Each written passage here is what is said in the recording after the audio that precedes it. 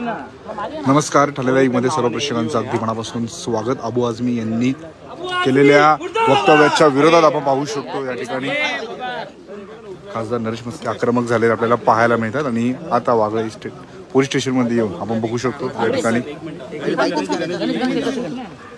अबू आझमी विरोधात गुन्हा दाखल करण्यासाठी ते दाखल झालेले आहेत. कुणाला बूम पकडतो का पटकन? मुर्दाबाद अबू आझमी मुर्दाबाद. अटक करा अबू आझमी अटक करा अटक करा अरे मुर्दाबाद मुर्दाबाद अबू आझमी मुर्दाबाद. अरे अटक करा अटक करा अरे अटक करा अटक करा अरे अटक करा अटक करा अबू आझमीला अटक करा अबू आझमीला अटक करा अबू अटक करा अटक करा मुर्दाबाद मुर्दाबाद मुर्दाबाद मुर्दाबाद मुर्दाबाद मुर्दाबाद मुर्दाबाद. मस्के जी छत्रपती शिवाजी महाराज की जय. छत्रपती संभाजी महाराज की जय. मस्के साहेब, ज्या छत्रपती संभाजी महाराजांची हत्या औरंगजेबाने केली होती आणि त्या संदर्भातलं आता हे वक्तव्य कसं बघतात? या वक्तव्यासंदर्भात पोलीस ठाणे गाठलेलं आहे. अबू आझमी सारख्या माणसाने जो क्रूर शासक होता म्हणून इतिहासात ज्यांची नोंद झालेली आहे, यांनी हजारो हिंदूंची मंदिरं तोडली. छत्रपती संभाजी महाराजांना धर्म परिवर्तन करत नाही म्हणून एक एक महिना सुळावर लटकून ठेवलं. त्यांची क्रूर अशी हत्या केली. महिलांचा अपमान केला, महिलांवर अत्याचार केला. अशा औरंगजेबाबद्दल उत्तम प्रशासक होता. त्याचबरोबर त्यांची स्तुतीसुमनं उधळण्याचं काम जे अबू आझमींनी केलेलं आहे हे देशाच्या विरोधातलं काम आहे. देशद्रोहाचा खटला दाखल करावा आणि त्यांची आमदारकी रद्द करावी अशी सकाळीच आमचे उपमुख्यमंत्री एकनाथ शिंदे साहेब यांनी ती मागणी केलेली आहे. आणि म्हणून अशा माणसावरती खटला दाखल करण्याकरता आम्ही या वागळे स्टेट पोलीस स्टेशनवरती आमची पूर्ण शिवसेना या ठिकाणी आलेली आहे. मुर्दाबाद मुर्दाबाद मुर्दाबाद मुर्दाबाद. अटक करा अटक करा अटक करा अटक करा. गेल्या काही दिवसापासून इतिहासामध्ये काय जय शिवाजी जय भवानी जय शिवाजी जय भवानी जय शिवाजी गेल्या काही दिवसापासून महाराष्ट्र इतिहासामध्ये खोडा टाकण्याचं काम करत आहे. टिपू सुलतान असेल या इतर लोकांचे देखील आता औरंगजेबचं उदात्तीकरण होत आहे. त्यामुळे नक्कीच कुठंतरी आता अशांना कठोर कारवाई हे सरकार म्हणून गृहमंत्री करतील का? काय बघ, अशा माणसांना महाराष्ट्रातच नाही तर संपूर्ण हिंदुस्थानात सुद्धा राहण्याचा अधिकार नाही आहे. हल्ली एक पेव फुटलेला आहे. छत्रपती शिवाजी महाराज, छत्रपती संभाजी महाराज आणि थोर महापुरुषांच्या बाबतीत चुकीच्या पद्धतीने वक्तव्य करायची आणि स्वतःला पोलीस बंदोबस्त सरकारकडनं घ्यायचा आणि प्रसिद्ध व्हायचं. अशा लोकांना तुरुंगात टाकलं पाहिजे. घरातनं उचलून पोलिसांनी त्यांना तुरुंगामध्ये अटक करायला पाहिजे. आम्ही आमच्या महापुरुषांचा, आमच्या आराध्य दैवतांचा अपमान सहन करणार नाही आणि याकरता आम्ही हा गुन्हा दाखल करतोय. सर, गेल्या अनेक दिवसांपासून छावा चित्रपट गाजताना पाहायला मिळतोय. छत्रपती संभाजी महाराजांचा इतिहास त्यामध्ये संपूर्ण दाखवला आलेला आहे आणि अशा प्रकारची वक्तव्य आता त्यावरून होत आहेत. कसं बघताय या सगळ्याकडे? नाही, तेच म्हणतोय. म्हणून तर त्या लोकांवरती गुन्हे दाखल करा, देशद्रोहाचे गुन्हे दाखल करा. लोकांच्या भावना भडकवण्याचं हे काम करतात. यामागे यांची वेगळी भावना आहे. यात राज्यामध्ये दंगली घडवायच्या, यात गोरगरीब लोकांचे प्राण घालवायचे, दंगली घडवून अशा लोकांवरती कारवाई होणं गरजेचं आहे आणि याकरता आम्ही या ठिकाणी गुन्हा दाखल करतो. आदित्य ठाकरेंचं म्हणणं आहे का हे राजकीय स्टंट आहे, मात्र कारवाई झाली पाहिजे. मात्र हे सरकार त्यावरती कारवाई करणार का आणि केली तर? आदित्य ठाकरे यांनी हिंदुत्व सोनिया गांधी यांच्या दरवाजामध्ये, त्यांच्या घरामध्ये घाण टाकलेलं आहे.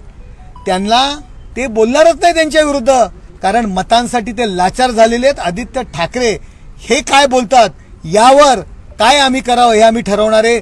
आदित्य ठाकरेंचे आम्ही काही गुलाम नाहीये. त्यांनी सोनिया गांधींची जी गुलामगिरी पत्करले त्यांनी त्यांचं पाहावं. तुम्ही येऊन या ठिकाणी आता या ठिकाणी तक्रार दाखल करतात, गुन्हा दाखल करण्यासाठी आलात शिवसेना म्हणून, तर काय वाटतं ठाकरे गट शिवसेना ते देखील आहेत, त्यांचे देखील कार्यकर्ते जातील का त्या संदर्भात अधिकाधिक केस होतील का? उभाट आणि पाठीचा कणा त्यांचा पूर्णपणे मोडलेला आहे.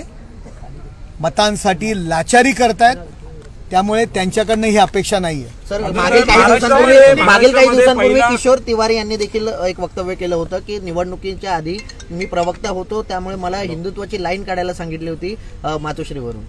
हे तर जगजाहीर आहे. किशोर तिवारींनी म्हणण्याची गरजच काय? किशोर तिवारी यांना लवकर शहाणपण आलं की त्या प्रवक्ते म्हणून ते जी काही भलामण करत होते उभाटाची, त्यांच्या लक्षात आला हा मुद्दा उभाटा नाहीये, अबू आझमी आहे. तुम्ही हा मुद्दा बाजूला वळवण्याचा प्रयत्न करू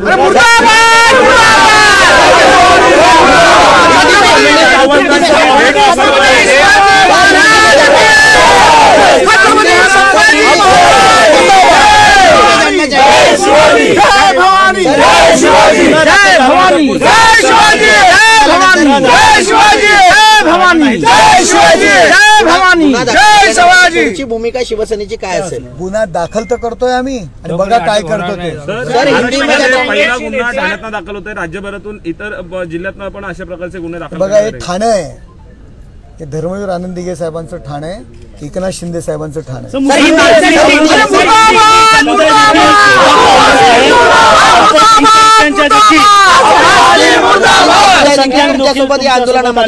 बघा या देशात राहणारा, या देशावर प्रेम करणारा जो माणूस असेल आणि तो छत्रपती शिवाजी महाराजांवरती पण प्रेम करतो, छत्रपती संभाजी महाराजांवरती प्रेम करतो.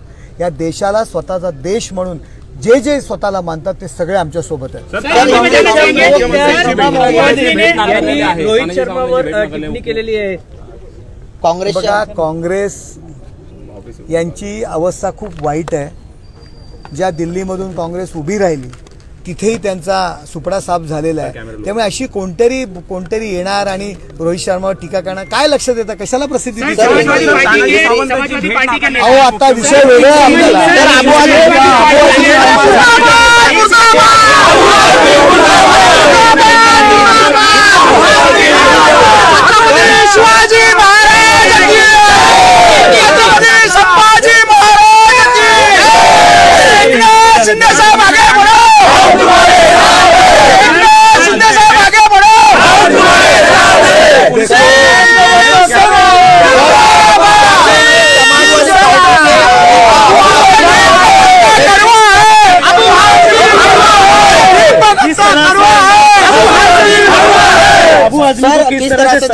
देखो, अबू आजमी के ऊपर देशद्रोह का गुनाह दाखल करना चाहिए. यहाँ महाराष्ट्र में नहीं, पूरे हिंदुस्तान में रहने का उनको अधिकार नहीं है. जिस आदमी ने, जिस औरंगजेब ने हिंदुओं की सैकड़ों हजारों मंदिरें तोड़ डाली, महिलाओं पे अत्याचार किया, छत्रपति संभाजी महाराज पे क्रूर अत्याचार किया, वो देश के खिलाफ था, उसने अपना देश लूटा. उसका अगर भलामण, उसके ऊपर स्तुति सुमन जो अबू आजमी कर रहे हैं तो ये हमको सहन होने वाला नहीं है. हमारे नेता एकनाथ शिंदे साहब ने सुबह ही मांगनी की है कि अबू आजमी के ऊपर देशद्रोह का गुना दाखिल करना चाहिए. आज हम यहाँ उनके ऊपर देशद्रोह का गुना दाखिल कर रहे हैं. इस्तीफा की मांग करने वाले हैं. 52 वर्ष औरंगजेब ने जो है हुकूमत की है, लेकिन वो क्रूरतावादी नहीं था. अगर वो ऐसा करता तो अनेक देखो अपना इतिहास देखो, अपना इतिहास देखो. छत्रपति संभाजी महाराज को महीनों महीने तक उन्होंने बंद करके रखा, क्रूर अत्याचार किया, धर्म परिवर्तन के लिए महिलाओं पे अत्याचार किया, अपने मंदिरें लूटे, मंदिरें तोड़ डाली. उस औरंगजेब का अगर वो अबू आजमी भलामन करते तो उनको भी हम महाराष्ट्र में घूमने नहीं देंगे. इस्तीफा के बारे में क्या? उन्होंने इस्तीफा देना चाहिए.